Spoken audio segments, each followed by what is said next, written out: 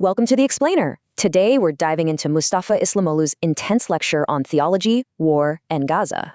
His main point? The physical devastation we're seeing actually masks a massive spiritual crisis for all humanity. He looks at ancient history, warning that extreme arrogance always triggers divine consequences. It's a historic cycle. He argues that unchecked power breeds catastrophic hubris. Suddenly, societies start viewing others as mere insects. To counter this, he brings up qisas. It's an Islamic concept of retaliation specifically designed to preserve life. It sounds like a paradox, right? But these strict limits on revenge actually stop endless blood feuds. He contrasts this with modern warfare, noting traditional Islamic rules strictly prohibit killing civilians. For example, the Ottomans literally restricted their own destructive weapons just to protect nature and non-combatants. So he heavily critiques modern warfare's amoral logic, which somehow justifies the indiscriminate destruction in Gaza. Pivoting to the current Muslim world, he points out a massive demographic, 1.5 billion people. But get this, despite that huge population, they only control about 4% of the global economy. Why? Well, he blames severe fragmentation, intense sectarian divides, and a total lack of central leadership. He compares the Ummah to a giant headless family whose abandoned kids are suffering at bandits' hands. This leads to a wild shift in perspective. We think we're feeding Gaza, but Gaza feeds our souls. He calls Gaza a spiritual school. Their physical suffering is actively waking up a numb, spiritually dead world. The fix? He argues Muslims must ditch sectarian divides and completely unify around the Quran. Ultimately, true power isn't weapons. It's raising principled people who absolutely cannot be bought or sold. So if Gaza is teaching humanity about spiritual revival, where will you draw your moral principles from today? Welcome to This Explainer. We're diving straight into a really fascinating breakdown of Mustafa Islamoğlu's incredibly complex lecture on theology, war, and the state of the modern world. Basically, the speaker takes his audience on this intense 90-minute rhetorical journey, weaving together ancient scripture, historical events, and some highly charged modern geopolitics. Our goal here? To impartially unpack these core ideas and organize them so you can clearly see the underlying arguments and philosophies at play. To make sense of it all, we'll organize his arguments into 5 distinct paradigm shifts. First, theological cycles of corruption. Second, contrasting ethics of war. Third, institutional hypocrisy and failure. Fourth, a fragmented Muslim family. And finally, Gaza as a spiritual school. Okay, let's jump right into Section 1, the theological cycles of corruption, interpreting Surah Al-Isra. This really lays the theological foundation of the entire lecture. The speaker anchors his worldview in a specific reading of Surah Al-Isra, specifically verses talking about causing corruption on the earth twice and reaching a degree of great haughtiness. But here's the key thing. He doesn't just read this as static history. Instead, he frames it as an ongoing, repeating cycle of corruption and inevitable divine consequence. He argues that whenever a group achieves immense economic and numerical power, there's this severe risk of extreme hubris, a haughtiness where they literally start viewing others as lesser beings, almost like insects. To back up this theory, he points to some massive historical events. We're talking the 7th century BC Assyrian invasions, the 5th century BC Babylonian conquests, and the Roman sieges in 70 AD. According to the lecture, these aren't just random historical footnotes, they act as past fulfillments of this cyclical prophecy. Basically, severe downfalls that naturally and inevitably follow a society's absolute peak of hubris. But, he argues the most severe consequence of all these cyclical conflicts isn't actually the physical destruction, it's the destruction of humanity from the inside out. He shares this really striking anecdote about a man who faked a disability in the desert just to steal a horse from someone offering him water. When the victim realized he'd been robbed, he simply begged the thief not to tell anyone how he did it. Why? Because if word got out, no one would ever stop to help a thirsty person again.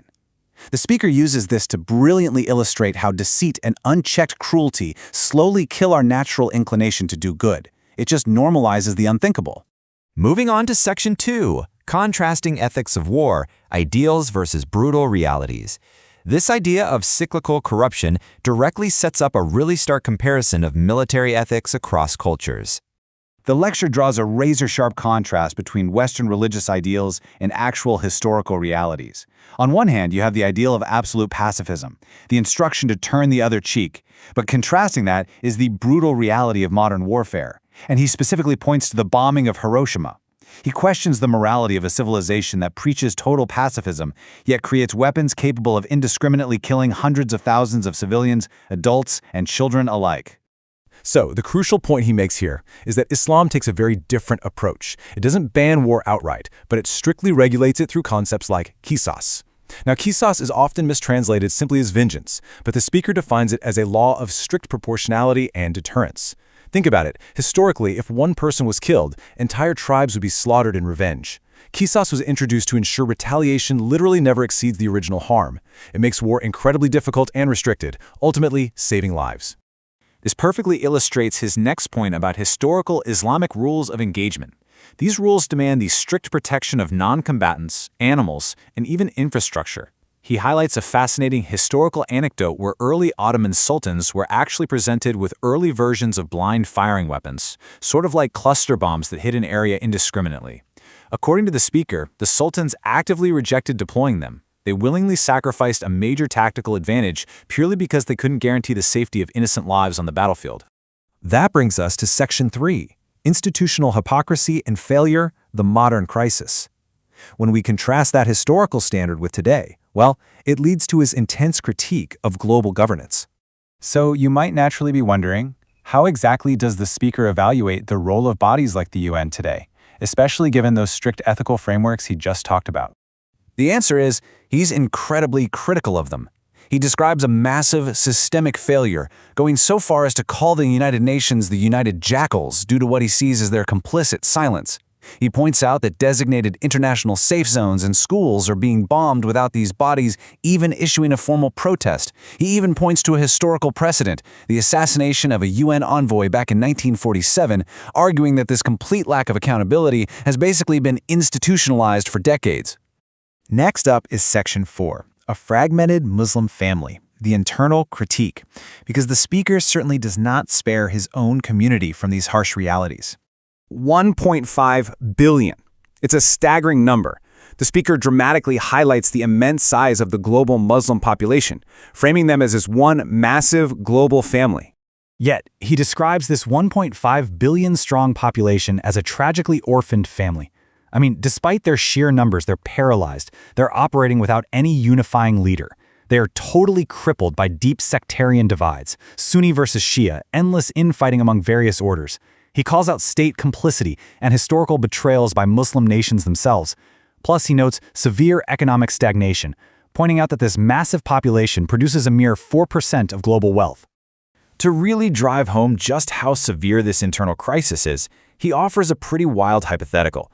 He asserts that the ideological blindness and tribalism are so bad right now that if you ask these fragmented factions, even just the ones living in a single city like Istanbul, to unite and choose one single leader today, it wouldn't bring peace. Actually, it would likely trigger an internal war.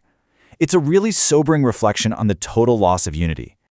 Finally, we arrive at Section 5, Gaza as a Spiritual School, a Reversal of Perspectives. This is where the lecture takes a deeply philosophical turn and flips the script entirely. Now, this is a really powerful paradigm shift. Usually, we look at conflict zones purely as places that need our help, right? We send physical aid, food, water. But the speaker argues that Gaza is actually acting as a school, sending something way more valuable back out to the world, spiritual aid. He suggests they are essentially sending treatment for injured minds, teaching unity, and providing pure nourishment for the souls of everyone watching globally. This all leads into his concept of the insani kamil, or the perfect human. He argues that what opposing geopolitical powers are actually terrified of isn't Muslim economies, which are weak, or their weapons, which are outmatched. What they fear is this specific ideal, a spiritually awakened human being, rooted in unwavering faith, who absolutely refuses to be bought, sold, or subjugated. He calls this a living, breathing faith, not something kept behind glass in a museum, and he asserts that this moral clarity is viewed as the ultimate threat by opposing ideologies. And that brings us to the end of this explainer. We want to leave you with one final provocative question straight from the lecture, and it really challenges our whole definition of what it means to be alive. If those who are physically dying in conflict zones are the ones who are spiritually awake, who is going to resurrect those of us who are physically alive, just walking around every day, but spiritually dead? It's a lot to think about. Thanks so much for joining us to unpack this profound material. Keep learning and keep questioning. Imagine staring at the rubble of a modern city, right? And instead of blaming geopolitics or, military strategy or economics, you trace the destruction back to a single syllable of ancient Arabic grammar. Right, which is quite the leap. It's a massive leap. You don't look at a map to understand the conflict. You look at the syntax of a 7th century text. And, well, today, we're doing exactly that. We really are. Welcome to the deep dive. We are unpacking a highly detailed, deeply emotional lecture given by a prominent Turkish speaker, Mustafa İslamoğlu. And the ground we are covering today is just, it's vast. Yeah, it's a really sweeping synthesis. We're going from the mechanics of Quranic interpretation to the historical ethics of warfare to the intensely painful conflict in Gaza and ultimately to this blistering critique of the global Muslim community itself. Right. The speaker is essentially weaving together these threads from ancient history, theology, personal anecdotes, and current crises to construct a very specific, highly controversial worldview. Absolutely. And before we get into the mechanics of that worldview, we really need to explicitly state the ground rules for you, our listener. Definitely. This is important. Because this source material contains strong, politically and religiously charged viewpoints. It touches on the Middle East, historical genocides, comparative religion, and deeply sensitive modern conflicts. So let us make this unequivocally clear right from the start. We are not taking sides. Exactly. We are not endorsing the geopolitical, historical, or religious viewpoints presented in this lecture. Our mission here is strictly analytical. Think of us as anthropologists of this text, really. We're here to impartially report on the contents of the lecture, to deconstruct the speaker's rhetorical strategies, and to explore the fascinating ways he connects ancient scriptures with modern-day headlines. Right. We're examining how this argument is built and why it resonates so powerfully with its intended audience. We're looking at the architecture of the argument. And that architecture starts in a place that completely caught me off guard. Because the speaker, he doesn't start with bombs or borders. No, he doesn't. He starts with the Arabic time particle, iza. Yeah, the grammar. Exactly. He teases out this central premise, like how can a single grammatical particle shift the entire interpretation of a historical text into a modern geopolitical prophecy? It's a fascinating linguistic puzzle, honestly. The lecture begins with an analysis of Surah Al-Isra from the Quran, specifically verses 4 through 7. Okay, set the scene for us there. So the speaker discusses the children of Israel, noting that the text describes two major instances of what is called Bozgunculuk. Which means? It translates roughly to causing widespread corruption or, mischief in the land. Yeah. And it is accompanied by a great arrogance or haughtiness. Right. And traditional commentators have usually looked backward to identify these events, right? Like, they treat the text as a historical recount. Yes, exactly. They look at the 8th century BCE, when the Neo-Assyrian Empire conquered the northern kingdom of Israel. Then they look at the 6th century BCE, when the Babylonians under Nebuchadnezzar destroyed the first temple in Jerusalem. Or they look to the year 70 CE, when the Romans under Titus besieged Jerusalem and destroyed the second temple. So in all this classical interpretations, the text is basically saying this happened. Right. Past tense. Closed book. But the speaker in our source material entirely rejects that purely historical framework. He completely throws it out. He focuses intensely on the Arabic syntax, specifically the word iza. Okay, explain how iza works. He explains that in Arabic grammar, when the time particle iza is placed in front of a past tense verb, a mazi verb, it fundamentally changes its trajectory. Wait, like a time machine? Kind of, yeah. Yeah. It takes an action written in the past tense and redirects it into the future. It turns a statement of history into an inevitable prophecy. I am really trying to wrap my head around how that works functionally for a reader. How does a 7th century listener react to that grammatical pivot compared to a modern one? Well, to understand the mechanics of it, you really have to look at how Arabic functions as a language. It's built on a root system, where the structure of the word itself conveys time and certainty in ways English, honestly, struggle to capture. Right, because English is so linear. Exactly. The speaker is arguing that the Quran uses the past tense for future events to emphasize their absolute, undeniable certainty. It's a rhetorical device of ultimate assurance. So the text is essentially saying, this future event is so guaranteed by divine will, you should consider it as already having occurred. Precisely.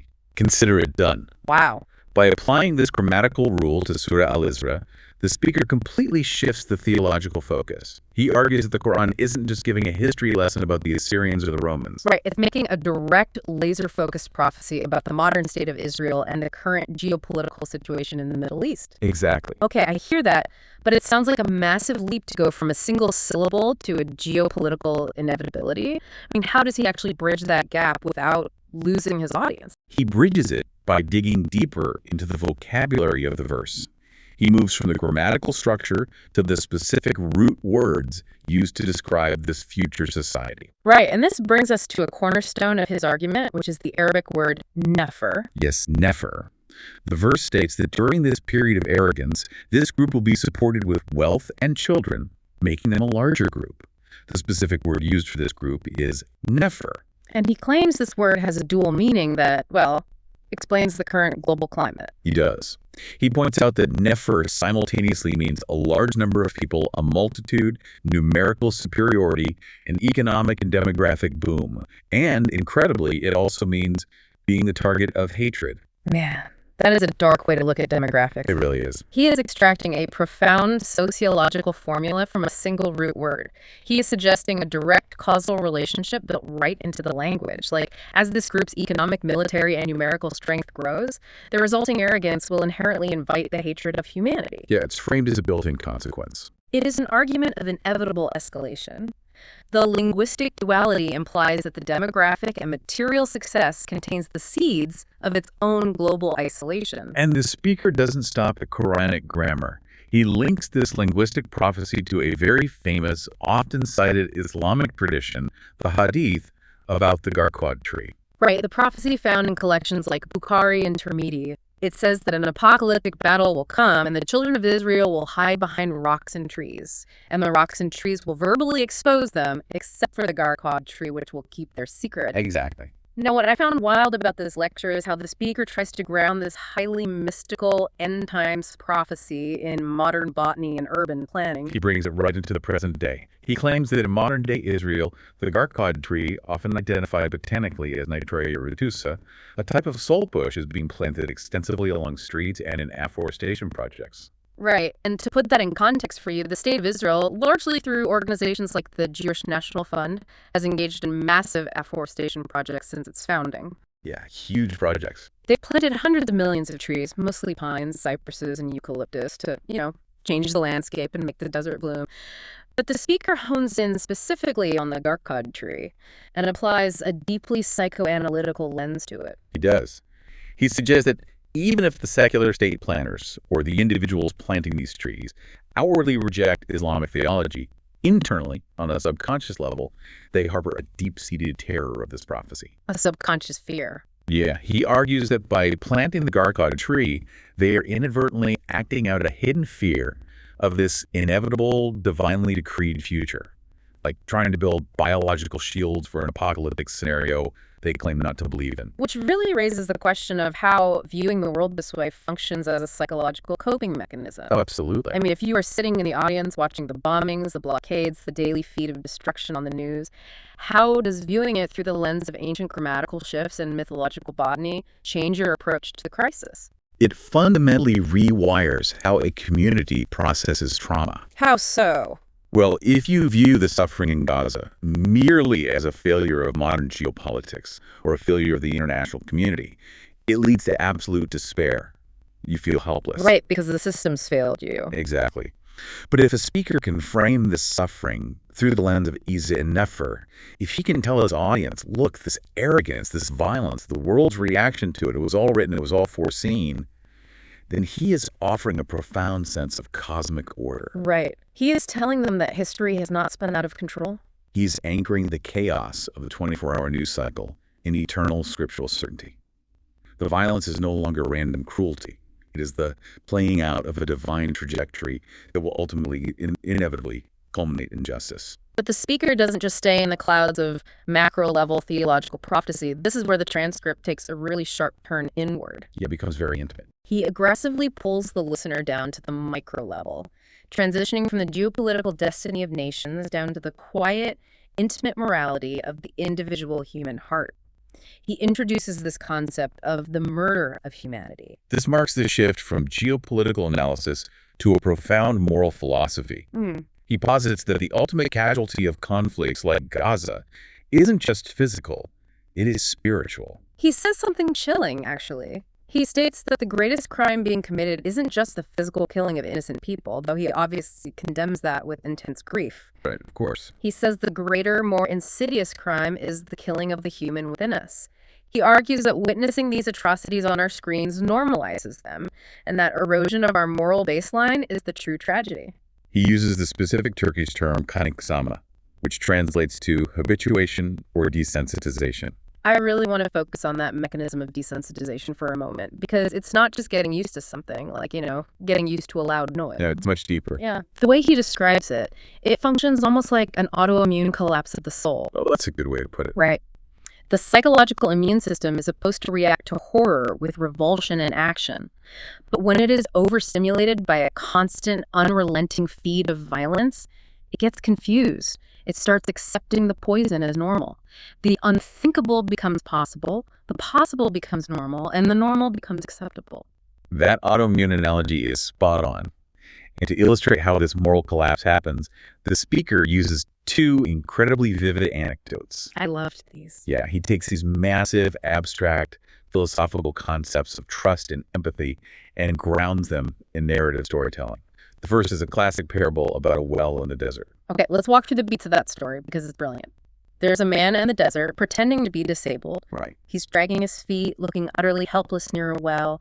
A traveler comes by on horseback. The traveler sees this poor, destitute man, takes pity on him, dismounts, and leans down into the well to draw water for him. Classic setup. But the moment the traveler leans over, the disabled man jumps up, pushes the traveler down into the well, steals his horse, and prepares to ride off. He was a scammer. A brutal manipulation of vulnerability. Completely. But here's the twist. From the bottom of the well, the trapped traveler yells up to the thief. He doesn't yell, "Help me." He doesn't yell, "Give me my horse back." What does he say? He yells, "Keep the horse, keep my saddlebags. But I beg you in the name of God, do not tell anyone what you did here today." And the thief is confused, obviously. Why would the victim demand silence? Exactly. The traveler says, because if you tell people what you did, if word gets out that a man faked a disability to steal from someone showing him mercy, then until the end of time, no one will ever give water to a thirsty person in the desert again. Wow. The speaker's really analyzing the economics of trust here. Yeah. Man in the well has lost his horse, which in the middle of the desert might very well mean his physical death. But he is more terrified of the death of societal trust. Right. He is terrified that the ecosystem of goodness will be destroyed. The real theft wasn't the horse. The real theft was humanity's capacity for mercy. The thief didn't just steal an animal. He killed the instinct to be good in anyone who hears the story. And the speaker follows this parable up with a personal anecdote from his own life that uses the exact same logic but flips the emotional reaction on its head. Yeah, this one is fascinating. He tells a story about a time he was home alone and a man came to his door. The man looks respectable, but he's holding a piece of paper and looks absolutely devastated. He tells the speaker a tragic story. He says a neighbor had a child with cancer, couldn't afford the treatment, and in a state of total despair, threw himself off a roof and died. Now the orphans are destitute, and the man is collecting money for them. A highly emotionally manipulative setup designed to bypass any critical thinking and go straight for the empathy center of the brain. And it works. The speaker is deeply moved. He opens his wallet and gives the man his largest banknote. He gives generously. The man leaves. But shortly after, through a series of interactions with neighbors and the local authorities, it comes out that the whole thing was a complete scam. Oh, man. The paperwork was fake. There was no suicide. There was no child with cancer. It was all a lie to steal money. Now, human psychology dictates that the reaction to being scammed, especially when someone manipulates your deepest empathetic instincts, is intense anger. You feel violated. You feel foolish. Totally. The neighbors who figure it out come back to the speaker expecting him to be furious, They say, we found out he was a fraud. He took your money. But the speaker's reaction is total, unbridled joy. Joy. He says, what beautiful news you've brought me. The neighbors are completely baffled. He explains, you're telling me a child doesn't actually have cancer. You're telling me a father didn't throw himself off a roof. You're telling me a family isn't destroyed. I am thrilled. The money is nothing. If I hadn't emptied my wallet already, I'd give you more just for bringing me this good news. It is a radical reframing of loss. It really is. The speaker is demonstrating a stoic, almost detached relationship with material wealth, contrasted with a hypervigilance over his spiritual state. He explicitly says, what is the value of a replaceable material loss? His wallet will fill up again. Exactly. What matters to him is twofold. First, that the tragedy in the world wasn't real, and second, that his own internal mechanism of mercy functioned correctly. He responded with compassion. His soul, his kalp, his heart did what it was supposed to do when presented with suffering. Right. He asks his audience, are you going to let your ego speak or your soul? The ego is mad that it got tricked. The soul is relieved that a child isn't dying. He is teaching his audience how to protect their internal humanity from being corrupted by the darkness of the world. And he ties this mechanism of internal protection directly back to Gaza. He warns that the oppressors are not just destroying buildings. By broadcasting such extreme violence, by forcing the world to watch children die on their phones every single day, they're inducing a global kanaksama. The desensitization. Yes. They are slowly convincing humanity that this level of violence is just a normal, operational parameter of the world. If this is possible, maybe it's normal.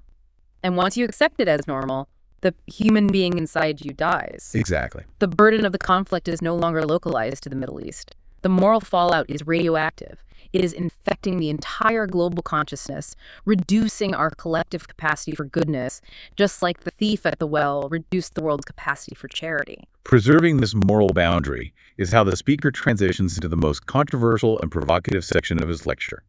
He takes this concept of preserving humanity and applies it to a sweeping comparative history of war ethics across different religions. Okay, yes. He sets up a stark contrast between what he views as Christian or Western military history and Islamic war ethics. He argues that Christianity, at its core theological level, preaches absolute pacifism. He points to the doctrine of turn the other cheek. Right, the classic Christian doctrine. He walks through the theoretical options when someone slaps you. You can slap them back twice, which is disproportionate revenge. You can kill them, which is tyranny. You can do nothing. Or, as the gospel teaches, you can offer the other cheek, which is the most extreme form of pacifism. But then he points out the massive historical paradox.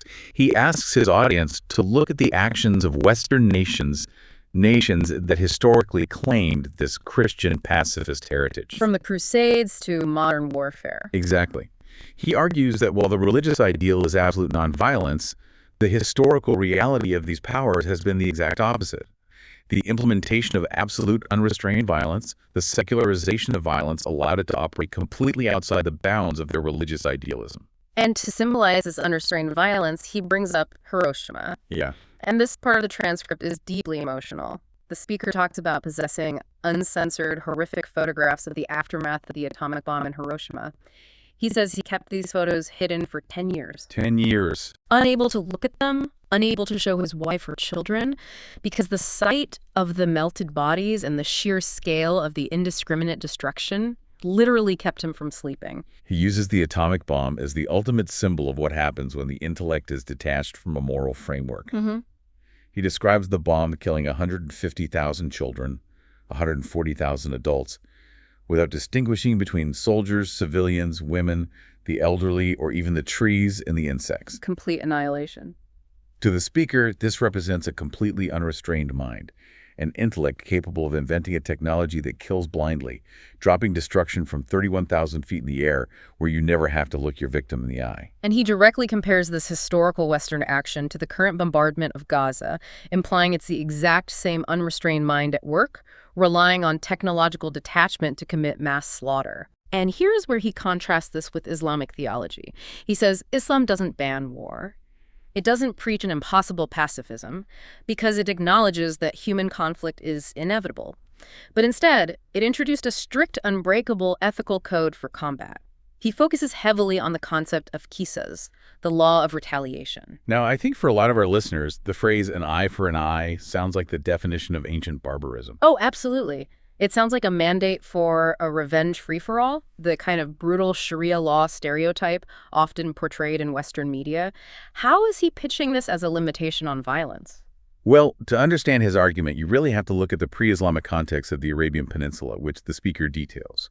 Before these codes were introduced, in those tribal societies, and frankly in many ancient societies, globally, warfare was entirely disproportionate. It was based on collective guilt. He tells a historical anecdote from before the Quranic revelations. A man from a weaker tribe killed the son of the chief of a stronger tribe. The weaker tribe, terrified of the consequences, offered to hand over the killer and pay exorbitant blood money to settle the dispute. Which seems like a logical, if harsh, settlement. But the strong tribe refused. Instead, the strong tribe descended upon the weak tribe and slaughtered every single meal, took all the women and children captive, and the chief still declared, "I do not consider my son's blood avenged." That is violence without borders. That is cyclical, intergenerational blood feud. Exactly. So when Islam introduces qisas, a life for a life, an eye for an eye, the speaker argues that this was actually a revolutionary limitation on violence. It established strict proportionality. Right, so it's a ceiling on violence, not a floor. Precisely. If one person is killed, only the killer can be punished. You cannot kill their family. You cannot wipe out their tribe. You cannot drop a bomb on their village. By strictly limiting the retaliation to the perpetrator, it acts as a supreme deterrent. The speaker says, killing should be difficult. It should feel like killing yourself. That's a powerful phrase. Because if you know with absolute certainty that taking a life will result in the lawful forfeiture of your own and only yours, you are far less likely to do it. It protects the rest of society from getting dragged into a war. That's how he interprets the Quranic verse. There is life for you in retaliation. It breaks the cycle of endless tribal slaughter. And he adds a crucial nuance regarding forgiveness within this framework. Under qisas, the right to forgive the killer belongs entirely to the victim's family, not to the state. That's a huge distinction. It is. The speaker is highly critical of modern nation-states that pardon murderers.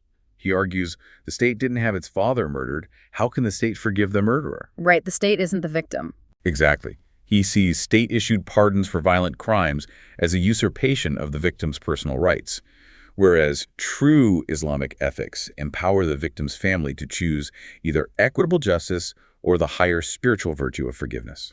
It's a fascinating dive into the philosophy of justice and proportionality, but the speaker goes even further, making some incredibly sweeping historical claims to back up this idea of Islamic moral superiority in warfare. Yeah, he does get a bit sweeping here. He claims that the Ottomans and early Islamic empires actually invented advanced weaponry, like rockets and firearms, but deliberately chose not to use weapons of mass destruction because of these ethical constraints. He references Ligari Hassan Chelebi, the legendary 17th century Ottoman aviator who supposedly flew a rocket. Right. The speaker recounts a highly romanticized story where Ligari presents a rocket to Sultan Murad IV, boasting that it could kill enemies from afar where they couldn't even be seen. And the Sultan allegedly rejects it, asking, "What if there are children where we cannot see?" He also mentions a misket bomb, or a type of cluster bomb presented to Sultan Selim II. The inventor says, it falls as one and explodes into 1,000. And the Sultan says, then it will kill everyone. We do not point our weapons at those who have not drawn a sword against us. Take it out of my sight. Which, you know. Hold on. I mean, isn't he comparing apples to highly idealized oranges here? Oh, without a doubt. You can't compare a documented 20th century atomic bomb dropping on a city of hundreds of thousands to an unverified, apocryphal 17th century story of a guy in a rocket. That's a massive logical fallacy and, frankly, a bit of historical cherry picking. He is completely ignoring the brutal realities of Ottoman siege warfare or any empire's history of violence to make his point. It is absolutely a rhetorical tactic. He is engaging in deep historical nostalgia. By painting the Islamic past as an era of pure, uncorrupted ethical warfare and contrasting it with the most devastating technological atrocity of the modern West, he creates a stark black and white moral binary. But why does he need that binary? Why rely on this romanticized history? Because it is the foundation for his next argument. He is building a case that the current global order, which is built by the West post-World War II, is fundamentally broken, morally bankrupt, and inherently hypocritical. Okay. This historical framing is the runway he uses to launch a fierce, unyielding critique of modern global institutions, particularly the United Nations. He goes exceptionally hard after the UN. He actually renames the United Nations the United Jackals, Birleşmiş Şakalar in Turkish. United Jackals, yeah. He talks about UN schools in Gaza, which are supposed to be safe havens in international territory, being bombed with children inside, and the UN failing to issue so much as a stern note of condemnation, let alone intervene. He paints the institution as entirely castrated by Western interests. His disillusionment with the international community is total, and he grounds this in a very specific historical grievance regarding the founding of Israel. He claims that the only UN Secretary General to ever be assassinated was killed by Jewish forces in 1947 because he was delaying or opposing the establishment of the state. It's important to clarify the history here because the speaker actually conflates a few details. He is likely referring to Folk Bernadette. Right. Bernadette wasn't the Secretary General. He was a high-ranking UN mediator who had actually rescued thousands of Jews from concentration camps during World War II. In 1948, he was attempting to negotiate a peace plan in Palestine, and he was indeed assassinated in Jerusalem by the Lehi, an extremist Zionist paramilitary group. So the details are a bit blurred, but the core event happened. Yes, and the speaker uses this historical assassination to argue that the institutions meant to protect global peace have been compromised and cowed by these forces from their very inception. And he expands this grievance into a massive historical contradiction, posing a deeply pointed rationalist critique to the Western powers. He notes that historically, the most horrific genocides against the Jewish people were committed in Europe, by the Romans, by the Spanish Inquisition, and ultimately by Hitler and the Holocaust. While historically, Islamic lands often provided refuge. He specifically mentions the Alhambra Decree of 1492, where the Catholic monarchs expelled the Jews from Spain, and the Ottoman Sultan Bayezid II sent the navy to rescue them and resettle them in the empire. Right, so the speaker poses this question.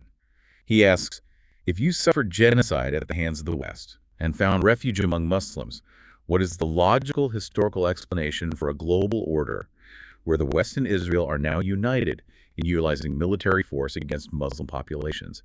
He argues it completely defies historical logic. He argues that the global order is irrational and inherently hostile. And because the external world is so hostile, he turns his gaze inward. This is perhaps the most emotionally devastating part of the entire transcript, because he doesn't just blame the West. He delivers a blistering, heartbreaking critique of the global Muslim community itself, the Ummah. The analogy he uses here is profoundly tragic. He asks his audience to imagine the 1.5 billion Muslims in the world not as a political bloc, but as a traumatized family. He calls it the orphaned Ummah. He says, imagine a family where the father has been murdered. The mother has been kidnapped and abused by bandits. The children are left completely alone, scattered in the ruins of their home. An awful image. Without a loving guide, without a family head, these children fall into absolute ruin. The older boys become gang members, drug addicts, bag snatchers. The younger ones are sold to organ mafias. Their faces are covered in dirt. Their clothes are filthy. They survive through sheer feral instinct. And then he places the listener in a hypothetical scenario to test their empathy. He says, you are sitting on a public bus, and two of these filthy feral children get on. They're running around, screaming, climbing on the seats, acting completely unruly and disruptive. An adult man sits near them, staring blankly, doing nothing to stop them. I can picture this exactly. You sit there judging them. You think, what horrible, undisciplined children. What terrible, irresponsible father. You list all their faults in your head, disgusted by their behavior. But then the man turns to you and says, I apologize. They lost their mother 2 hours ago. And the speaker asks his audience, where will you put all those judgments you just made? Before you judge, think about what they've been through. Wow. He is using this devastating analogy to explain the fractured, sometimes violent and chaotic state of the Muslim world today. He says, yes, some of our youth are doing terrible things. Some are acting like bandits. But before you condemn the whole religion, ask yourself, who destroyed their home? Who took away their guidance? He is asking for radical empathy. But I'm struggling to see how this analogy holds up geopolitically. I mean, if the whole community is a family of lost orphans, how do they survive a total geopolitical collapse without tearing each other apart? The psychology of intergenerational trauma without leadership usually results in chaos. Where is the psychological coping mechanism? That is the exact problem he is diagnosing. He explicitly states that Muslims are a body without a head. Since the abolition of the Caliphate in 1924, they've had no unifying leader, unlike the Catholics who have the Pope or nations that have a sovereign head. Because of this vacuum of leadership, they are vulnerable to exploitation and internal strife. It's the dynamic of a deeply traumatized family. Shared trauma without a unifying, healing parental figure doesn't bring siblings together. It makes them turn on each other. The older siblings fight for control. The younger ones are neglected, and no one addresses the root cause of the pain. And he applies this trauma dynamic directly to modern nation-states, sparing no one in his critique. He lambasts the surrounding Arab nations, criticizing Egypt, Jordan, and Saudi Arabia for playing roles that he describes as bordering on treason in the current geopolitical landscape. And he turns the mirror on his own country, Turkey. He reminds his Turkish audience, who might be eager to point the finger at Arab nations, that Turkey was the very first Muslim-majority country to officially recognize the State of Israel in 1948. Oh, wow. Calling out his own audience. He asked them, "Why were you in such a hurry? What crime were you trying to wash away?" He points out the historical hypocrisy that Turkey even recognized the independence of Algeria from France after the colonizer, France, did. He's relentlessly stripping away any sense of unearned national pride from his audience. He also acknowledges the internal ideological and sectarian rot. He poses a dark hypothetical to his audience in Istanbul.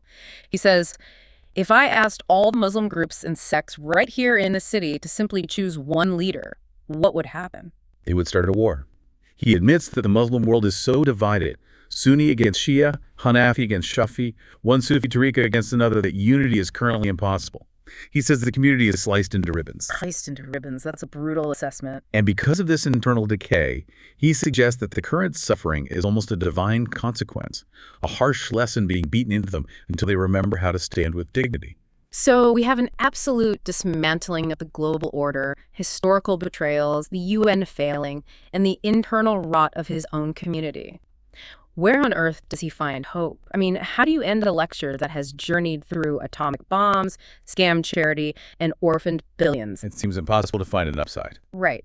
But the answer lies in his upcoming physical journey, and what I think is the most brilliant rhetorical reversal in the entire text. It's the answer to that problem of the orphaned family. The speaker announces to his audience that the following Tuesday, he and his team are traveling to Cairo, the El Orish region, and the Rafah border crossing to deliver aid directly to Gaza. He is moving from theoretical theology to physical action. But before he goes, he issues a stark warning against ideological bigotry within his own ranks. He shares one last anecdote. He talks about walking down the street in Turkey and overhearing a group of women gossiping. One of them throws out a flippant comment about the conflict, basically saying, well, Hamas isn't exactly innocent in all this. And the speaker's reaction to this is visceral disgust. He views this as the ultimate intellectual rot of ideology over humanity. He argues that in the face of absolute overwhelming violence, when one side is using the most advanced, destructive military technology on Earth, and the other side is filling metal pipes with match heads just to fight back for basic survival, bringing up ideological purity is repulsive. He argues that when human life and basic truth are at stake, ideology must be tossed aside, the conscience must rule. This demand for pure conscience sets up his final, profound philosophical flip. It's a total reversal of the victim narrative. The speaker says his community is gathering money, medical supplies, and food to send to Gaza. But then he stops and corrects himself. What does he say? He says, you think we are helping Gaza? You are mistaken. Gaza is helping us. We send them food to feed their stomachs, but Gaza is sending us spiritual food to feed our starving souls. We send them doctors and bandages for their bodies, but Gaza is healing our wounded minds. He completely strips away the pity. Gaza is no longer framed as a helpless victim. Gaza is elevated to the status of a school, a teacher. That is incredible. The speaker argues that the global Muslim community has become the living dead, complacent, divided, corrupted by materialism and petty sectarian fights. And the incredible, unfathomable endurance of the people in Gaza is the only thing shocking the Muslim world back to life. It is a phenomenal reframing of powerlessness. If a community feels politically and militarily impotent, they need a psychological mechanism to survive the trauma of watching their brethren suffer on screen every day. By shifting the narrative from "we are failing to save the victims" to "the martyrs are achieving spiritual superiority and teaching us how to live," the speaker provides his audience with a lifeline of dignity. Yes. It's like realizing the person you jumped into the water to rescue is actually the one keeping you from drowning. And the speaker claims that this spiritual resilience is exactly what the West is truly afraid of. This is his concluding geopolitical thesis. He asks his audience, why is the West so afraid of us? We don't have superior weapons. Our share of the global economy is a paltry 4%. We're no longer producing the world's leading science. Though he makes sure to throw in that the West stole that science from early Islamic thinkers like Ibn al-Haytham, the true father of optics. He just couldn't resist getting that historical flex in there. He had to sneak that in, yeah. Yeah. But his core point remains, materially, we are weak. So what are they afraid of? And his answer is the concept of the insani kamil, the perfected human. What does that actually mean structurally? What is a perfected human in this context? Well, in Islamic philosophy, particularly within Sufi thought, the insani kamil is a human being who has completely aligned their will with the divine.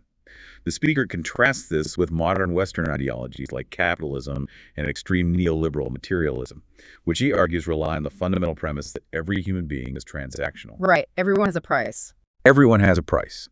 Everyone can be bought, and everyone can be sold if the leverage is right. But he argues that Islam, at its core, is the only system left on Earth capable of producing a human being whose moral compass is so completely tethered to the divine that they cannot be purchased, intimidated, or broken by any worldly power. He views the steadfastness of the people in Gaza, their refusal to break, their continuous praise of God amidst total destruction as living proof that the insani kamil still exists. And he argues that a system capable of producing human beings who refuse to be bought or sold is the ultimate existential threat to a global order built entirely on transactional power. So that, he says, is why they are targeted. Not because of their weapons, but because of their unbroken humanity. And with that, he prepares to leave for the border, promising to carry the prayers of his audience, to be their eyes and their hearts at the edge of the conflict. We have gone from the grammatical function of the word Iza in an ancient Arabic text, to the theft of a horse in the desert, to the ashes of Hiroshima, to the diplomatic failures of the UN, and finally, to the border of Rafah.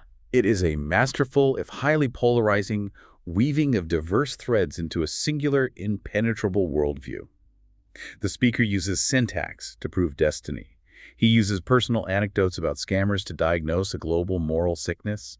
He romanticizes history to indict the present. And he takes the profound, paralyzing grief of his community and alchemizes it into a narrative of spiritual supremacy and hope. When the physical world offers no justice, you have to build a fortress in the spiritual world. And that brings us to the end of today's deep dive. But before we go, I want to leave you, the listener, with a final thought to mull over, something that builds on everything we've just unpacked regarding that concept of kanaksama desensitization. The slow death of the soul. Exactly. The speaker argued that witnessing extreme atrocities kills the humanity within us by making the unthinkable seem normal. The psychological immune system collapses. Think about the era we live in right now. With the 24-hour news cycle, the algorithms of social media, the endless scroll of tragedy on the supercomputers we carry in our pockets, we are exposed to more global suffering before breakfast than our ancestors saw in a lifetime. It's an unrelenting feed. We watch the muddy, bloody waters of human conflict churn every single second on our screens. So the question is, are we all, right now, unknowingly participating in the slow, digital erosion of our collective empathy? Is our psychological immune system failing? And if that's true, how do we stay informed about the reality of the world without losing our humanity to it? Something to think about. Until next time. So this submission is a really passionate discourse that weaves Quranic exegesis with commentary on Gaza to basically argue for a unified Islamic moral and political awakening. But integrating theological exegesis with contemporary geopolitical commentary requires a deliberate, visible thematic bridge to maintain narrative cohesion. Right, exactly. I mean, we really need to dig into the section dealing with these ethical frameworks because the author possesses, incredible depth and this undeniable rhetorical power. Oh, absolutely. But the text moves so violently between vastly different scales and contexts, and it does this without explicit guidance for the reader. Yeah, it's honestly a bit like whiplash. Because we start out deeply embedded in the heavy theological tafsir of Surah al-Isra, right? Like parsing the historical laws of qisas. Which is a massive, weighty concept. Exactly. The author is exploring the ethics of equitable retaliation and unpacking how ancient tribal warfare was regulated by divine law just to preserve life and maintain societal equilibrium. Right, it's this huge cosmic concept. But then, Without a breath. yeah, literally without a breath, we are suddenly standing at a front door dealing with a modern, localized anecdote about a scammer. A guy pretending to have a child with cancer. Right. Or, we're reading a fable about a man stealing a horse at a well. And then just as quickly, we are thrust right into these overwhelming geopolitical tragedies. Like the bombing of Hiroshima. Yeah. And the devastation of the UN schools in Gaza. And the issue is that the reader is doing all the cognitive heavy lifting there. I mean, you're pulling them from the profound preservation of life embedded in cosmic divine law, and then dropping them instantly into a petty neighborhood scam. Well, and because the reader is already deeply invested in the source material, they understand the implicit connections the author is making about morality, right? Yeah. They know that stealing a horse through deceit and dropping a bomb on a city both stem from, like, a corruption of the soul. Exactly. But without explicit structural scaffolding to connect those dots on the page, the discourse just feels like a series of disjointed, passionate speeches rather than a single unified thesis. So how do we fix that?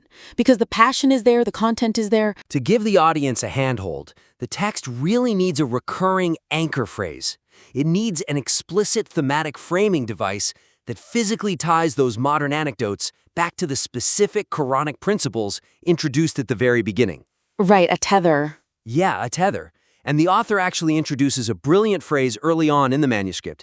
It's ilili azaltmak, which translates to diminishing goodness. Oh, that's such a strong phrase. I mean, if we take that phrase, we can use it to meticulously frame the story about the fake cancer charity. Yes, exactly.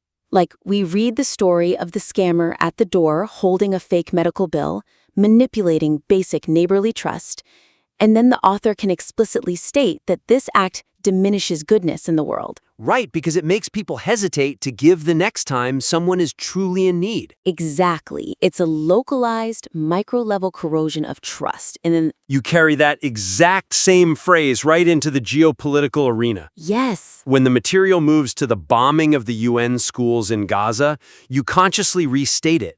You show the audience how the diminishing of goodness scales upward. I love that. It moves from a stolen wallet or a cynical scammer to a global atrocity. It creates this powerful, unbroken thread tracking the micro to the macro. Which proves that the spiritual decay is the exact same disease, just manifesting at different scales of devastation. I actually think of this structural challenge kind of like engineering a massive suspension bridge. Oh, okay. I see where you're going. Yeah, like the deep theological concepts, the exegesis of Surah al-Isra, the philosophy of Qisas. These are the massive stone towers, anchored deep in bedrock. And the contemporary stories, the reflections on modern neighborhood scams, the geopolitical analysis of Hiroshima and Gaza, that's the road deck. That's where your audience is actually driving. Yeah, but the road deck can't just float in midair. Exactly. Without the heavy steel cables, which are those explicit thematic callbacks like diminishing goodness, connecting the road to the towers, the narrative deck just simply gives way under its own weight. It really does. The cables don't just decorate the bridge, they are the fundamental mechanism holding the audience up as they travel from the ancient text to the modern world. Right. But, even if you build those structural bridges with recurring phrases, the listener still has to actually walk across them, Yes, and right now, crossing that narrative bridge is exhausting because the text is basically screaming at a level 10 the entire time. Yeah, the emotional pacing is, well, it's a lot. It is. Modulating the emotional intensity of a discourse ensures that the highest peaks of passion retain their maximum impact without exhausting the audience. Because structure holds the piece together, sure, but emotional pacing is what keeps the reader actually engaged. Right. If the sheer volume of the delivery isn't calibrated, the passion just becomes this wall of sound. And the material here sustains a pitch level of emotional intensity for prolonged, unbroken stretches. I mean, the author moves rapidly from these visceral, horrific descriptions of Hiroshima, Specifically detailing the unreleased photos of bodies stuffed with cotton to hide the radiation damage, which is just gut-wrenching. completely gut-wrenching, and then directly to the suffocating tragedy of children in Gaza holding IV drips, recounting the loss of their entire bloodlines. Right. And then without taking a single breath, the text accelerates into this intense, fiery frustration with the disunity of the 1.5 billion strong Muslim community. Utilizing that vivid headless family metaphor. Yeah. Yes. And look, the headless family metaphor is undeniably evocative. I mean, painting a picture of 1.5 billion people who have the demographic weight, the resources, and the shared faith, but who are stumbling blindly because they lack a unified head, a central organizing principle. It's a furious, powerful image. It is. But stringing Hiroshima, the children in Gaza, and the headless family together, back to back to back to back, leads inevitably to emotional numbness. Yeah, the human brain simply cannot sustain a state of pure shock or pure outrage indefinitely. It just triggers a kind of empathy fatigue, you know? Everything is delivered at a fever pitch. Nothing stands out as the true climax. It's a phenomenon similar to sensory adaptation. Oh, like when a smell fades after you've been in a room for a while? Exactly. Or, if you walk into a room where a fire alarm is blaring, it is deafening and impossible to ignore. Right. But if you are forced to sit in that exact room for an hour, your brain eventually tunes it out just to survive the environment. That's a great analogy. The passion in this piece is definitely its greatest asset. But that passion needs a delivery mechanism that respects the biological and psychological limits of the audience's endurance. So how do we actually do that? Like, how do we respect those limits while still delivering the necessary impact? Because we don't want to lose the passion. We don't. The author must introduce deliberate valleys of intellectual reflection or historical analysis immediately following those highly emotive segments. Okay, valleys. Yeah, you have to give the audience space to process the sheer weight of the rhetoric before you ask them to feel something new. Makes sense. Take the sequence involving the UN school bombings and the young boy with the IV drip. Yeah, that was heavy. Right. After delivering that devastating image, instead of accelerating straight into anger at global institutions and the hypocrisy of the international community, the text should purposefully pause. Just take a breath. Reflect quietly on the philosophical implications of the insani kamil, the perfect human concept, which the author actually mentions later in the piece. Oh, I see. Shifting from the physical destruction in Gaza to the internal, spiritual construction of the perfect human creates a profound reset. Exactly. It moves the reader from outward despair to inward contemplation. Because exploring what it means to be a spiritually complete human in the face of such atrocity gives the reader a cognitive break, you shift the tone from loud indignation to a quiet, somber resolve. You use shorter, more grounded sentences. Let them sit in the silence of that tragedy. Right. And then, from that place of quiet reflection, you slowly build the emotional momentum back up for the critique on ideological blindness. That inward pivot is just essential for the pacing. I hear that. And structurally, it makes a lot of sense.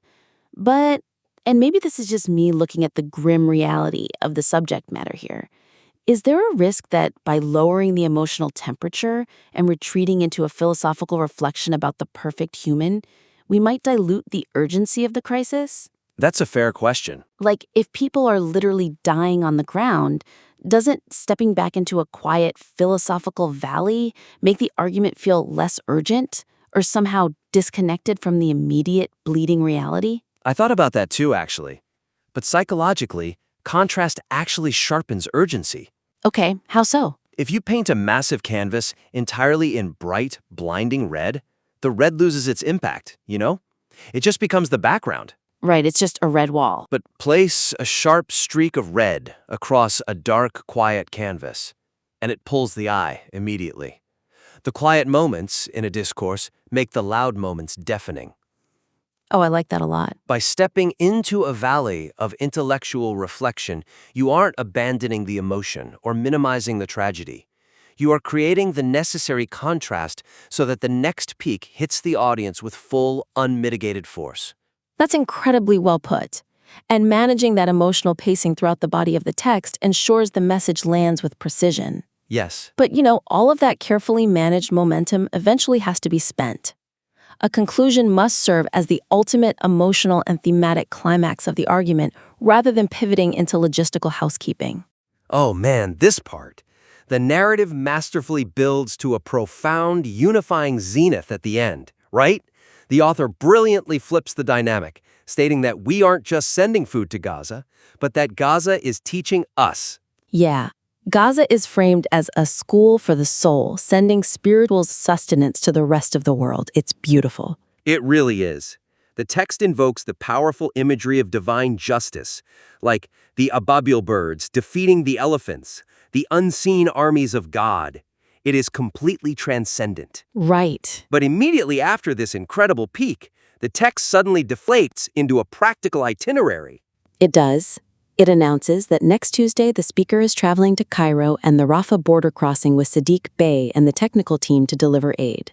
Yeah, the listener has just been lifted into the stratosphere, contemplating the nature of divine justice and the ultimate purpose of human life, and then they are instantly dropped back down to Earth to review a travel schedule and a roster of team members. It's like finishing an earth-shattering symphony, you know? Yes. The orchestra swells, the cymbals crash, the final chord rings out, and the audience is literally moved to tears. But instead of letting the final note fade into a profound, reverent silence, the conductor immediately turns around, taps the microphone. The feedback squeals. Yeah, the feedback squeals, and he reminds everyone to validate their parking tickets in the lobby. That is exactly what it feels like. It instantly shatters the spell. The logistics are necessary in the real world, yes, of course they are, but they cannot be allowed to step on the final note of the symphony. The author needs to clearly separate the logistical announcements from the thematic climax, or fundamentally reframe the logistical action so it feels like a seamless spiritual culmination rather than a schedule update. Right. The mechanics of the ending need to honor the thematic weight of everything that preceded it. So how do we restructure that final note so the symphony remains intact? There are really two distinct paths here. The first is to conclude the core discourse definitively on the powerful image of the ababil birds and the prayer to be worthy of God's army. So just end it there. Treat this as a hard stop. Let the silence hang in the room. Then, after a distinct physical pause on the page, offer the travel plans as a completely separate epilogue. Oh, I see. Make it a footnote rather than part of the climax. Keep the earthly logistics far away from the spiritual peak. That's a clean way to do it. The second path, I imagine, requires actually weaving the logistics into the theology. Exactly. You integrate the trip not as an itinerary, but as the immediate physical manifestation of the principles just discussed. So you reframe it by saying something like, because Gaza is our school and because we must strive to be the Insani Kamil, we cannot just speak. That is why our hands and feet must move to Rafah on Tuesday. Yes.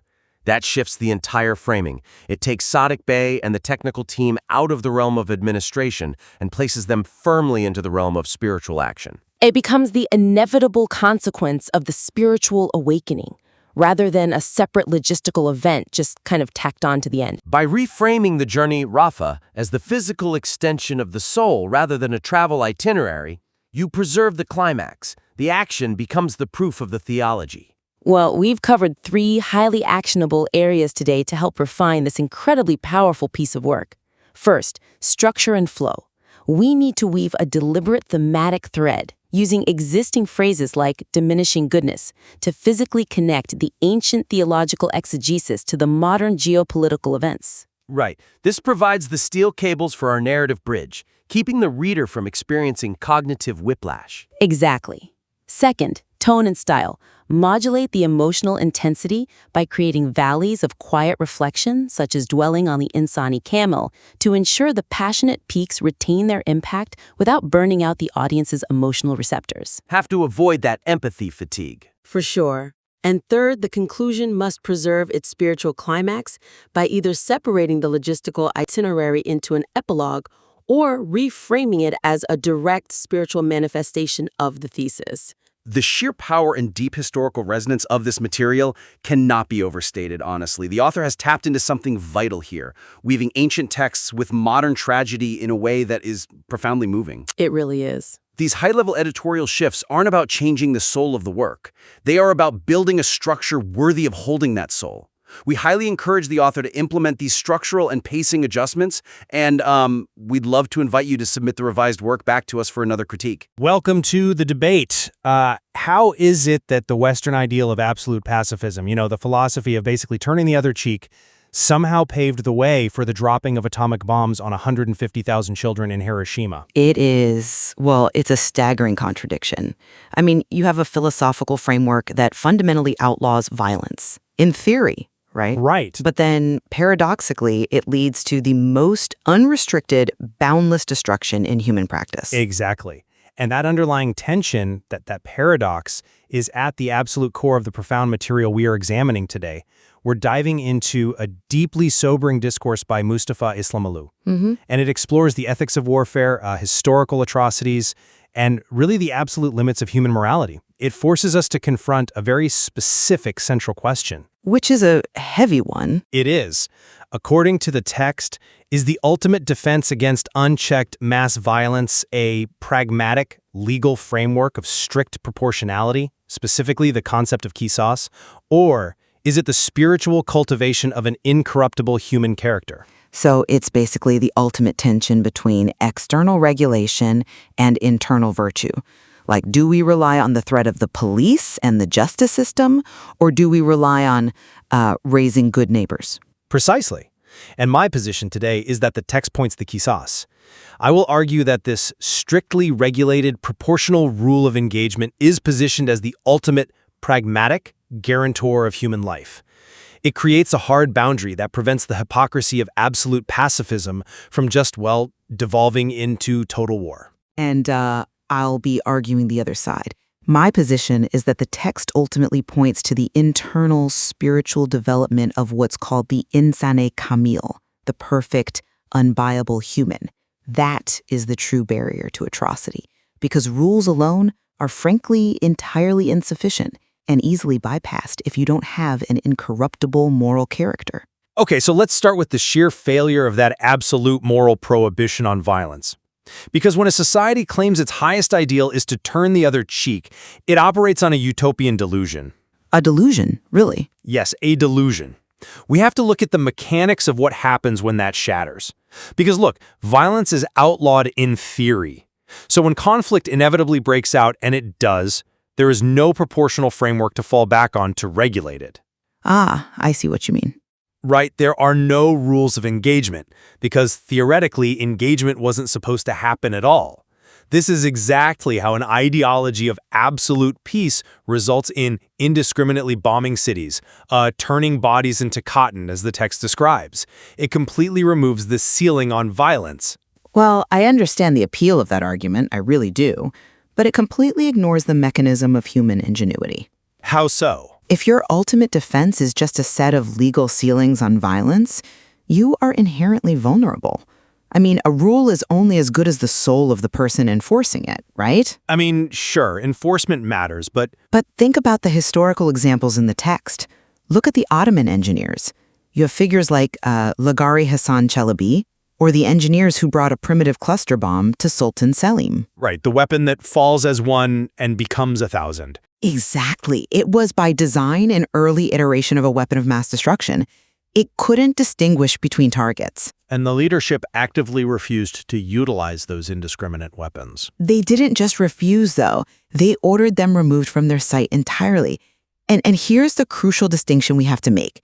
They didn't ban the weapon because a specific legal treatise or, a rule of proportionality explicitly outlawed a technology that hadn't even existed before. That's true. There was no international law for cluster bombs back then. Right. They banned it because of their internal character. The leadership recognized they could not guarantee the weapon would only hit active combatants.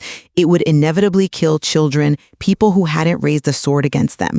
Their internal spiritual compass made the very concept of indiscriminate killing impossible to entertain. I hear that.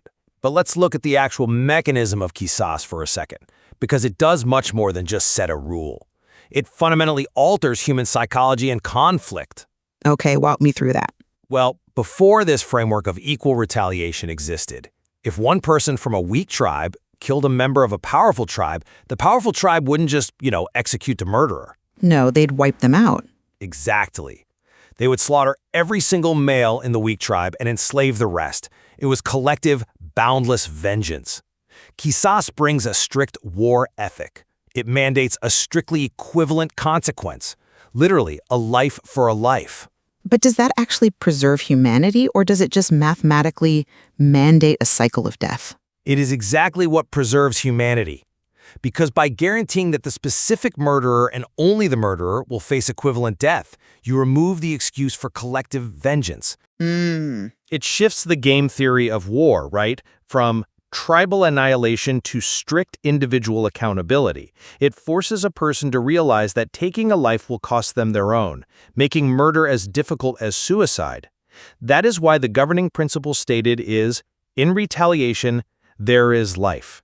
The pragmatism of the legal boundary is what restrains the oppressor. Wait, but let's look at how forgiveness functions within that very framework. Because I think it completely undermines the idea that the state's legal boundary is the ultimate savior here. How does forgiveness undermine the law? Well, yes, the right to retaliation exists in Klasos, but forgiveness is explicitly elevated as a superior choice. However, and this is a massive distinction in the text, the right to pardon belongs strictly to the victim's family, not the state. Right. What right does a bureaucratic state have to forgive a crime committed against an individual citizen? You're referring to the critique of the modern state apparatus, right? Where a government might refuse to pardon a political offense against itself. Exactly. But we'll easily pardon a murderer who killed someone else's father just to steal 2 bracelets. Precisely. If the state merely enforces or waives laws based on its own bureaucratic survival, then the justice system is entirely hollow. The legal framework just becomes a tool for state power, not a protector of human life. I see the flaw there, but So the ultimate goal isn't just the execution of the law. It is the cultivation of a society where individuals are raised as merciful citizens who have the capacity to choose forgiveness. You cannot legislate that kind of deep empathy. okay, you're relying very heavily on internal virtue there. But look at the actual world we live in. We cannot base global survival on the hope that people will just naturally develop this profound moral character. It's not about hoping. It's about active cultivation. But consider the metaphor of the fractured global community from the discourse. It's described as a 1.5 billion member, quote, headless family. The global Ummah, this massive community, is depicted as a family where the father has been killed, the mother taken, and the children are scattered, acting as bandits or addicts. It is a devastating picture of generational trauma. I'll give you that. It really is. And I bring it up because it completely shatters your reliance on internal virtue. How can you rely on the spiritual character of a deeply broken society? Well, We are talking about a community filled with ideological bigotry, where people can't even agree on a single leader without starting a war over sectarian lines. right, the text mentions the infighting. Exactly. If you ask them to pick a leader, they will fight over whether he should be Sunni, Shia, or belong to a specific legal school like Hanafi. The family is utterly broken. You cannot rely on the children's virtue to keep the peace when they are actively tearing each other apart. That proves we need the strict, enforceable external framework of qisas, precisely because human character constantly fails. See, I have to push back hard on that conclusion. The fact that the family is broken and acting out is exactly why mere rules will never save them. Why not? Rules bring order. Not if the foundation is rotten. If a society is that fractured, handing them a stricter set of punitive laws doesn't heal the trauma. It just gives them a new vocabulary to weaponize against each other. That's a bit cynical, isn't it? It's realistic. The cure for the headless family isn't a better legal border. It is a return to a core spiritual foundation to actually heal the mind and soul. You can't legislate a broken family into loving each other. But a legal framework like qisas operates exactly like a geographical border. It establishes the absolute non-negotiable limits of acceptable conduct. But borders get crossed all the time. Yes, but the fact that human character is flawed doesn't make the border useless. Think about it. If someone invents an airplane to fly over a national border, you don't say, well, I guess borders are pointless now. You recognize that certain behaviors and technologies are inherently incompatible with a functioning civilization. The rules are what allow us to identify and condemn the violation in the first place. But technology perfectly exposes why a purely legal framework fails, though. If your only ethic is a rule like don't kill non-combatants, a corrupt mind simply uses its ingenuity to redefine the combat zone. What do you mean by redefine? Well, they invent weapons that make distinction impossible, Or, as the text points out, they drop leaflets telling civilians to go to their homes, and then they bomb those very homes. And that is exactly where the absolute necessity of enforceable law comes in. We are watching modern militaries bomb United Nations schools where people are sheltering. Right. Knowing full well that the international community, which the text cynically refers to as the United Jackals, will do absolutely nothing to enforce the rules. When the world's so-called internal virtue fails so spectacularly, the only thing that could conceptually stop the slaughter is a rigid, physically enforceable law of proportional consequence. Idealism has failed. But the failure of international law in those historical and modern examples is exactly what drives this entire discourse to its most radical conclusion. We have to look at the current reality in Gaza. Right, the text focuses heavily on that. And it completely centers on the internal, spiritual dimension there, not the legal one. There is an incredible, profound dynamic established between the observer and the observed. The motif of spiritual reversal. Yes, it's striking. People sit in their comfortable homes believing they are sending aid to Gaza. They send food for bellies and, medical supplies for bodies. But the reality is that Gaza is sending aid to us. That's a very powerful image. They are sending spiritual food to feed a globally starving conscience. They're sending medicine to cure our deeply wounded minds. We pray for their dead, but their dead are effectively praying for us to wake up. It is a profound perspective, but honestly, it highlights the sheer tragedy of lacking legal protection. The people who are dying are entirely outside the protection of any international law or proportional restraint. They are enduring boundless, indiscriminate warfare. Which perfectly validates my core thesis.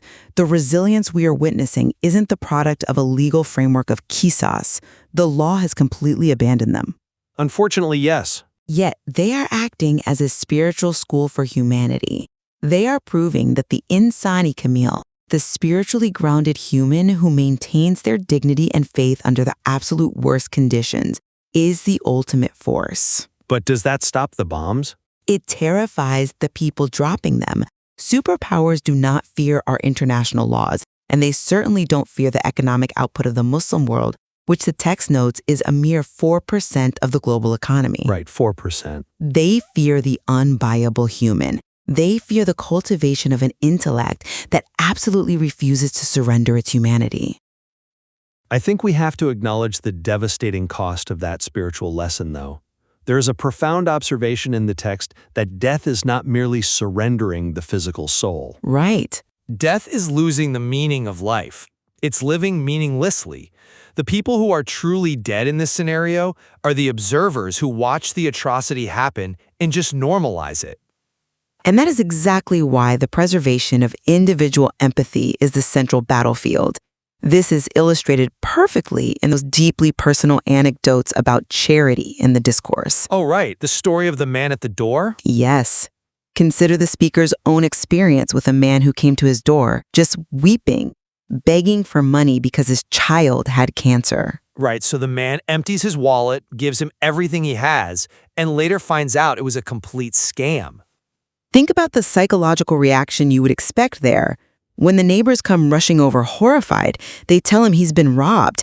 They expect him to be furious, to demand his money back, to want the man arrested, right? Naturally. But what does he actually feel? He feels an overwhelming sense of relief. Wait, relief that he was robbed? Relief that a child isn't actually dying in agony. Ah. He says, you mean a child doesn't have cancer? A father didn't have to throw himself off a roof in despair? He didn't care about the financial loss. He cared about the human reality. The neighbor's value system was entirely centered on the material theft, but his value system was anchored in human empathy. It echoes that older anecdote from the text too, the man who faked a disability at a well to steal a horse. Exactly. And what did the victim do? The victim who lost the horse only begged the thief not to tell anyone how he did it. Because if people heard that a man faked a disability to rob someone, they would stop giving water to the genuinely thirsty. They would stop trusting. Yes. The greatest crime being committed in these modern wars isn't just the physical destruction. As horrific and unspeakable as that is, the greatest crime is that they are killing the human inside us. They are actively decreasing goodness in the world. They're making us numb. The only defense against the normalization of atrocity is a character so deeply rooted in virtue that it actively refuses to become numb. Look, I see the emotional weight of preserving that empathy, I really do. But let's synthesize what this actually means for the architecture of human survival. Okay. My position remains that you cannot build a global defense against mass violence solely on the hope that people will maintain that level of profound internal grace. The material vividly demonstrates that humanity requires realistic, strict, and proportional boundaries on violence. But those boundaries are ignored. But idealistic pacifism is a catastrophic failure because it masks the reality of total annihilation. The intellect that can justify shooting civilians sheltering in a UN school is an intellect that has already bypassed virtue. Which is my point. Right, but therefore, without a non-negotiable enforced law that explicitly dictates a life for a life, there is nothing to physically stop an oppressor from wiping out an entire population. And my synthesis is that relying on the architecture of the law without the foundation of the soul is exactly what led us to this crisis in the first place.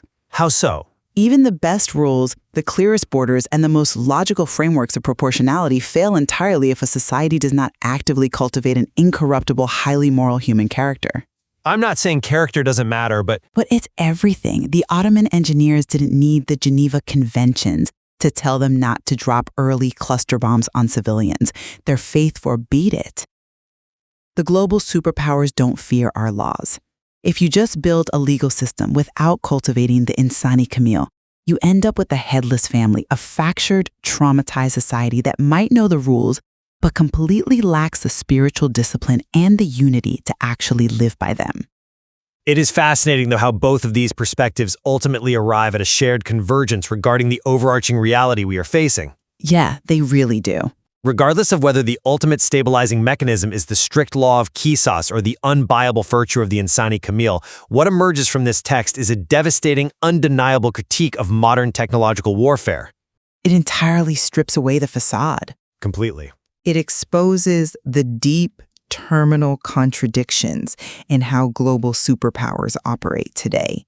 I mean, you have nation states claiming a heritage of absolute enlightened morality while simultaneously wielding weapons of absolute indiscriminate destruction. Right. They demand global peace while systematically eliminating the very conditions, both legal and spiritual, that make peace possible. Which leaves us confronting the incredible complexity of balancing systemic ethical roles with the deep cultivation of individual virtue. Because, to return to the foundational idea we've been circling, you can pour all the concrete you want. Mm-hmm. You can build the most structurally sound, legally, mathematically perfect dam in the world to hold back the flood of human violence. But if the people managing that dam have lost their humanity? Exactly. If they have allowed the goodness inside themselves to be killed off and replaced by apathy, well, it is only a matter of time before they simply open the floodgates themselves. Leaving us with a profound, lingering question. In a world equipped with weapons that fall as one and become 1,000, are we spending entirely too much time designing the concrete and not nearly enough time cultivating the souls of the engineers?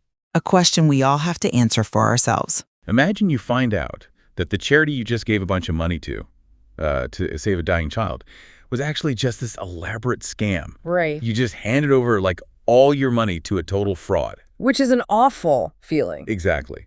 But instead of feeling anger or, betrayal, your very first reaction is just sheer, overwhelming joy. Wow. Yeah, that is not the normal human response. It really isn't. Yeah. But today, we're looking at a deeply complex text that completely inverts how we view tragedy, war, and morality. We are stepping into this narrative landscape where the normal rules of geopolitics just don't apply. Yeah. And where ancient theology collides directly with modern warfare. It's fascinating. Yeah. Welcome to today's deep dive. Our source material today is a series of excerpts from a lecture by a speaker named Mustafa İslamoğlu. And it's titled Esma'ul Husna Decisively. Right. And our mission today for you listening is to explore how ancient scriptural interpretation, historical narratives, and a very specific moral philosophy are being used by the speaker. Mostly to process and frame the devastating realities of the Israel-Gaza conflict. Exactly. But before we unpack, like, a single word of this, I need to make a really crucial disclaimer to you listening. Yeah, this is important. This source material contains highly politically and religiously charged content. And I want to make it absolutely clear that neither of us here are taking any sides. No, not at all. We are not endorsing the viewpoints, the politics, or the theology of the original speaker. Our job is strictly to act as your impartial guides here. Right. We are just here to unpack the ideas and the analogies contained strictly within this text so you can understand the architecture of this specific worldview. We are exploring the mechanisms behind his arguments. We're treating the text as a window into a particular paradigm rather than, a political debate. Because what is so fascinating here is how the speaker weaves together ancient prophecy, the psychological impacts of war, and this really harsh internal critique of his own community. All into one single cohesive narrative. Right. So to understand his view on the modern conflict, we kind of have to start with the theological lens he's looking through. Yeah, you have to. He roots his entire argument in the Quran, specifically Surah Al-Isra. Okay. He argues that this text contains a very specific warning to the Israelites about causing corruption twice on earth, acting with immense arrogance and eventually facing a powerful force sent as divine retribution. And he treats this as an ironclad historical and future guarantee, right? Exactly. And his method for arriving at that certainty is, it's actually entirely linguistic. This is the part that really got me. He points out that the text uses past tense verbs for these events of destruction. Right. But then he focuses the audience's attention on a specific Arabic time particle, iza. Yeah.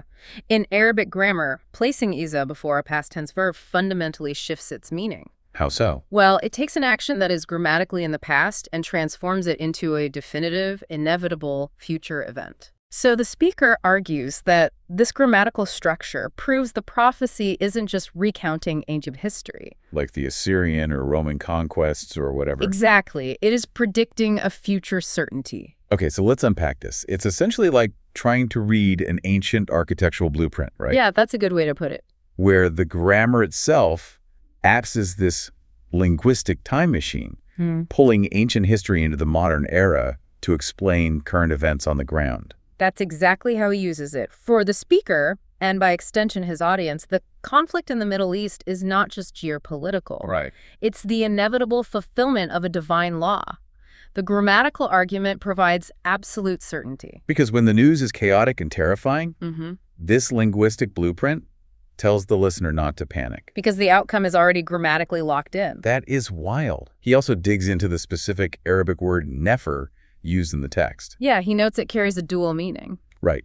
On one hand, it means possessing large numbers or wealth, like a demographic or economic boom. But the second meaning is becoming the object of hatred. Which is a heavy combination. Yeah. He is claiming the text prophesied that as their wealth and numbers grew, they would act in ways that would make the world hate them. He's basically using linguistics to explain the psychological and geopolitical state of the modern world. Right. He frames international isolation as a prophesied divine consequence of arrogance. And he reinforces this by bringing in a famous hadith about the Garkad tree. Yeah, he claims there's an ancient prophecy that in a future conflict, the only thing that will offer hiding to the Israelites is the Garkad tree. And he asserts that Israel is currently planting this specific tree in abundance today. Right.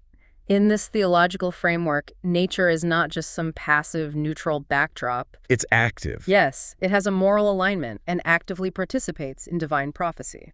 By asserting that his opponents are planting this specific tree, the speaker suggests that even ecology is bound by this script. And it implies that the opponents subconsciously know the script is true, even as they fight against it.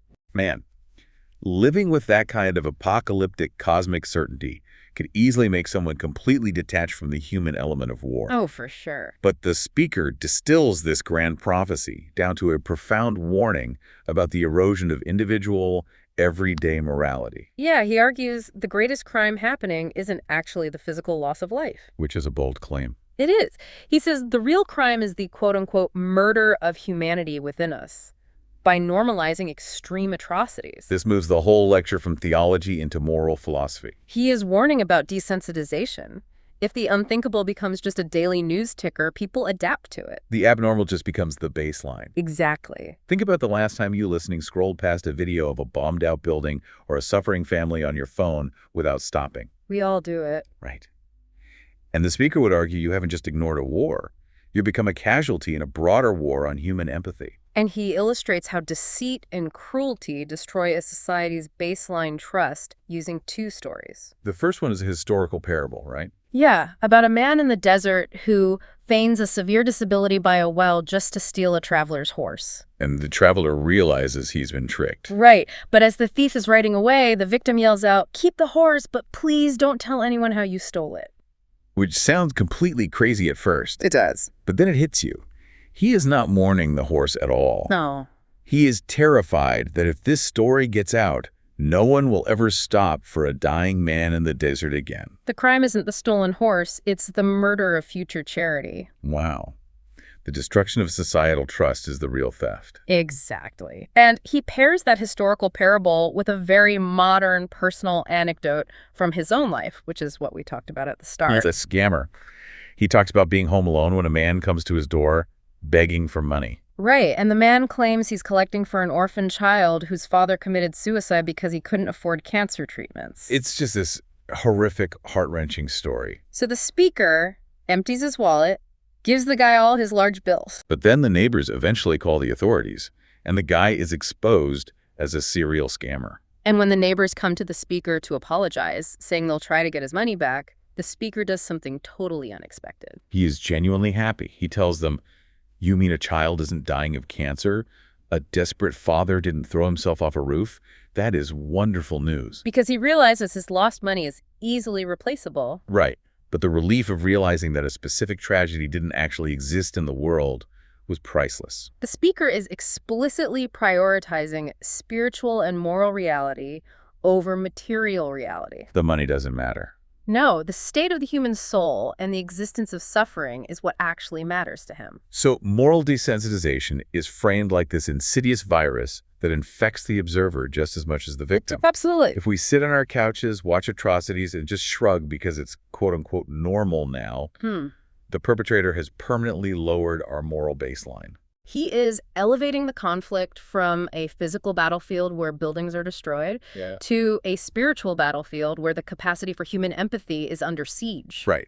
And if preserving that core humanity is the ultimate goal, it completely dictates how you are allowed to fight a war without losing your soul. Because the speaker comes out swinging against modern Western military doctrine. Yeah, he draws a really sharp contrast with the Christian ideal of turning the other cheek. He argues that while absolute pacifism sounds beautiful in theory, the historical reality of the West is dropping atomic bombs on Hiroshima. And he is really visceral about this. Very. He describes the uncensored photos of Hiroshima. Children, trees, insects, 150,000 lives, wiped out indiscriminately in a single flash. He is making a really counterintuitive argument here. Yeah, that a philosophy demanding absolute pacifism inevitably leads to absolute unchecked brutality.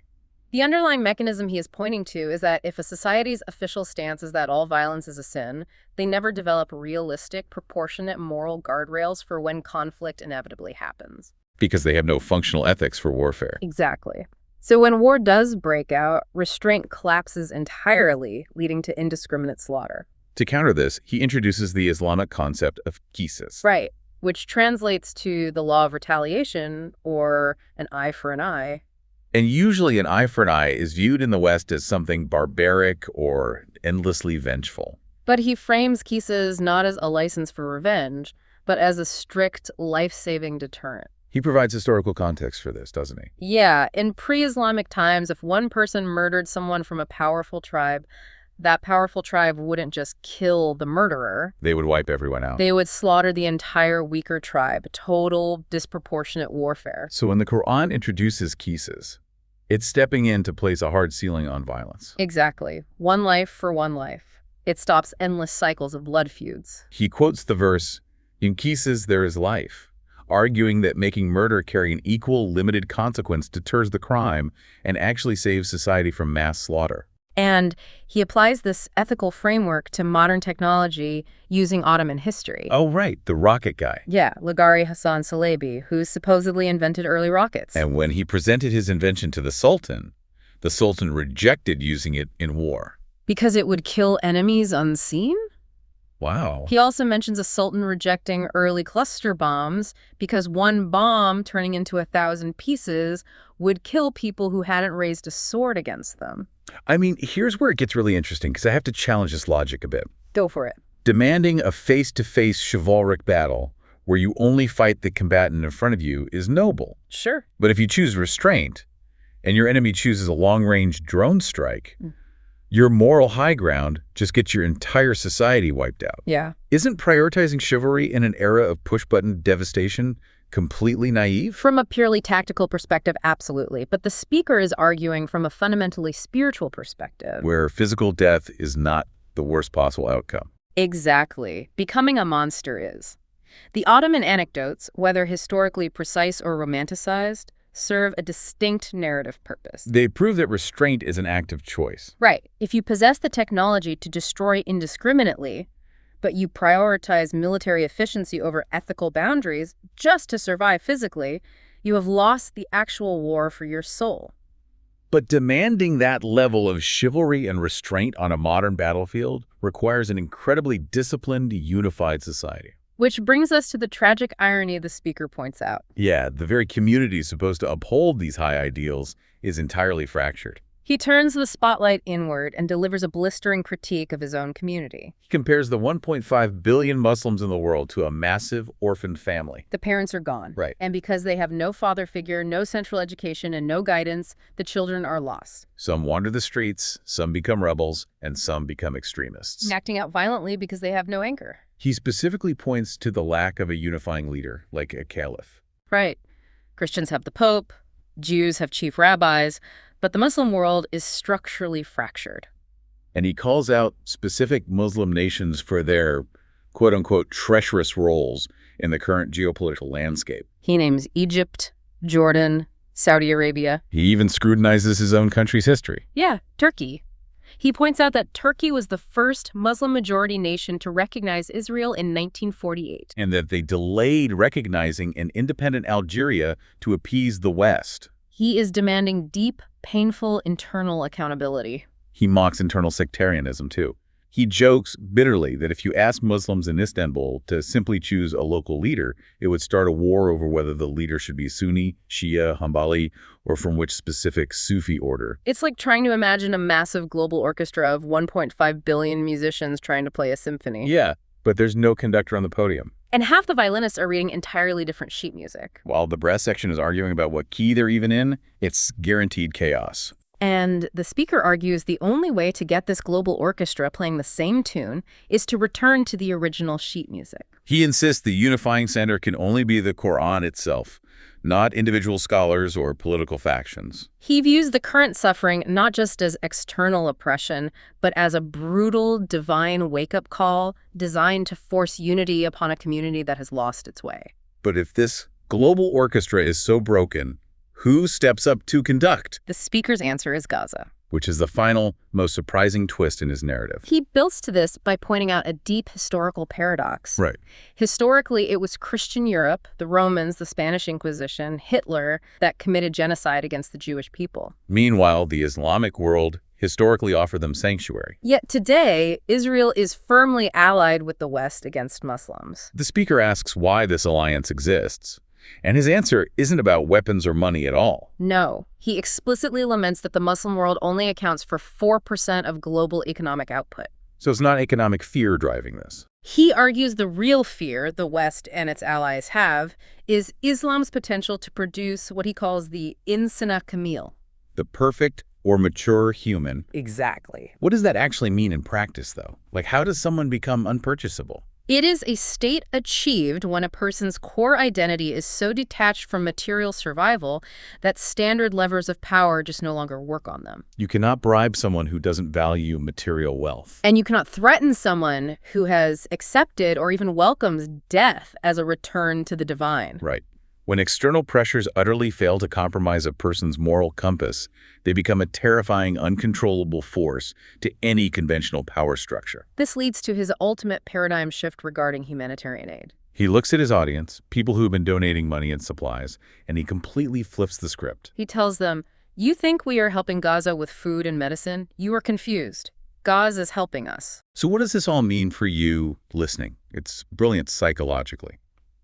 By framing Gaza as the quote-unquote teacher and the rest of the world as the students, the speaker reclaims agency for the victims. They are no longer passive recipients of violence or charity. Right. They are the moral center of the world.